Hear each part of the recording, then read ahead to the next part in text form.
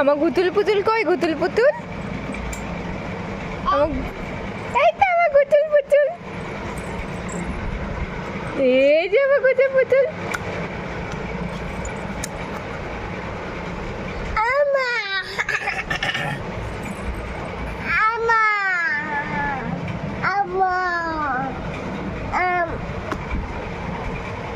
মাম্মা